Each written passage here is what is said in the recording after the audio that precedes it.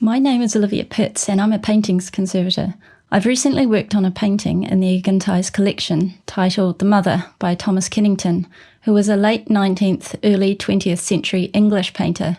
He was a Victorian social realism painter and he was very good at portraiture and conveying emotion in the expressions of his figures. The Mother is an especially warm and tender scene of a mother settling her kiddies in bed, which I could totally relate to, having 2 young children myself. I won't go too much into the pictorial and art historical stuff, as conservators deal with the technical material side of things, although art historical context still plays an important part in our decision making, such as understanding when and where materials came from, and the artist's aesthetic intentions, which can relate to the period it was created in.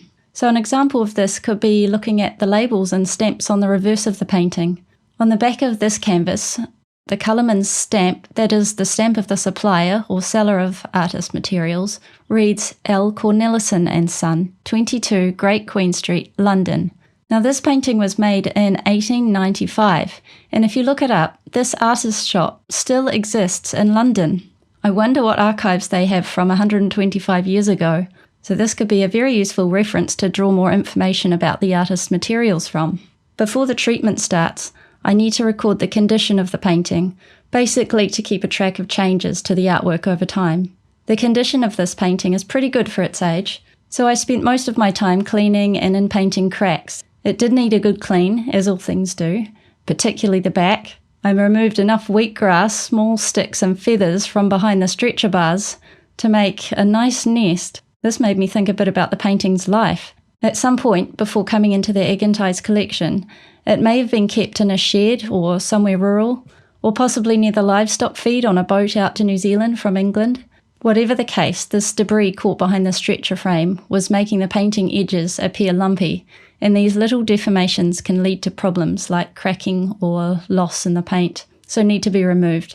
The recto, or front of the painting, had a slightly dirty, dull yellow appearance, and I needed to carefully carry out discrete tests on the surface to see whether the paint simply needed a surface clean or a more interventive treatment to remove and replace the varnish. I ended up just going as far as a surface clean with mainly water and low percentage cleaning agents. This was enough to lift the dull dirt layer away, and the whites and skin tones in particular brightened up. Although my tests on the varnish showed that removing the varnish would have brightened up the colours a wee bit more, it was not enough of a difference for me to justify removing all of it. While most qualified conservators should take a cautious and controlled approach with solvents to remove varnish, and there might be imperceivable differences with one treatment, the accumulative effect of many varnish removals over time can take its toll.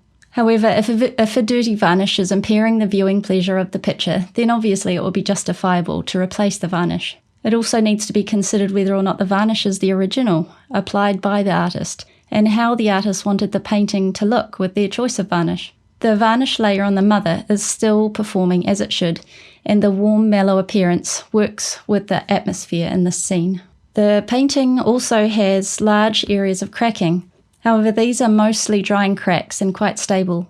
Drying cracks form during the drying or curing process, as opposed to mechanical cracks, which occur from stress to a dried paint film. Paintings are often worked up in layers, and when the top layer dries faster than the underlayers, this skin on top shrinks and pulls away to reveal the underlayer, which is what we're seeing here in this painting. Sometimes it's quite a different colour and can really stand out and diminish the unity of the picture.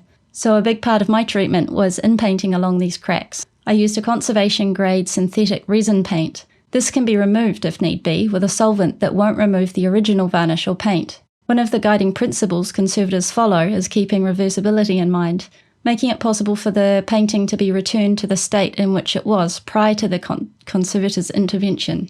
There were also small scattered losses, that is, lost flakes of paint, which I filled and in-painted on the painting and frame. There were a few other minor steps to completing work on this painting, refitting the frame and adding a backing board, as paintings should ideally have, and this about sums up the main aspects of this treatment. This was such a lovely painting to work on, and this conservation job was possible thanks to the fundraising efforts of the Friends of the Aigantighe. So thank you.